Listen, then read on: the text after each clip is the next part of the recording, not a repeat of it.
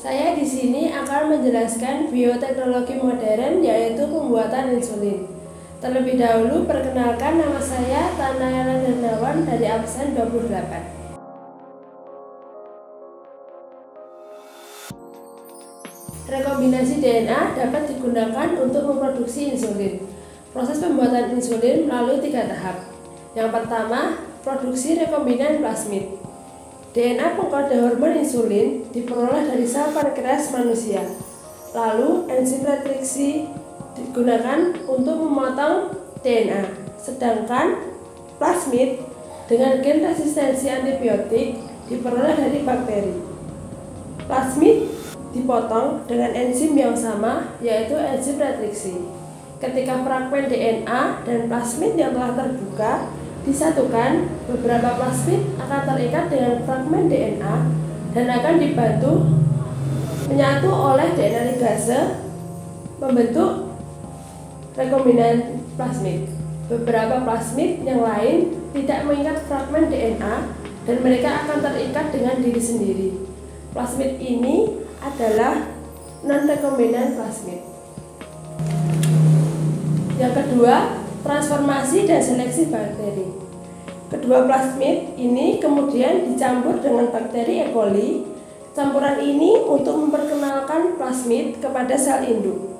Namun hanya beberapa bakteri yang menangkap plasmid.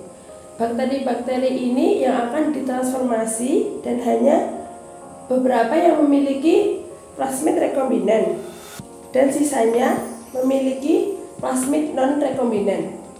Beberapa bakteri lainnya tidak menangkap plasmid sama sekali.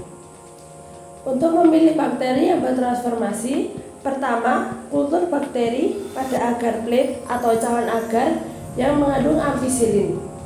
Gen resistensi ampicillin di dalam plasmid tidak bisa membuat bakteri yang bertransformasi bertahan. Lalu mereka membelah dan membentuk koloni. Bakteri yang tidak menangkap plasmid sama sekali tidak dapat bertahan hidup. Setelah itu, transfer porsi bakteri dari setiap pengelompokan atau koloni bakteri ke agar plate yang mengandung antibiotik tetracycline lainnya. Sebagai bakteri yang bertransformasi dengan non-rekombinan plasmid membawa gen resistensi tetracycline yang utuh. Mereka bertahan dan membelah menjadi koloni atau kelompok. Di sisi lain, bakteri yang bertransformasi dengan rekombinan plasmid disisipi dengan fragmen DNA yang dibuat gen resistensi tetracycline non-fungsional.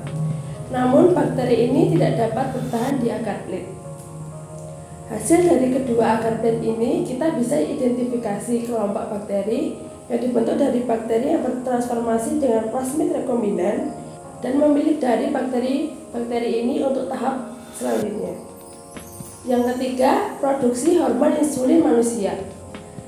Bakteri yang bertransformasi dengan plasmid rekombinan kemudian dikultur dalam alat fermentasi. Di setiap bakteri, plasmid rekombinan bereplika individu oleh kromosom bakteri. Ketika bakteri membelah, plasmid juga mengkopi diri menjadi sel anakan. Hasilnya, banyak kopian DNA pengkode hormon insulin yang dihasilkan.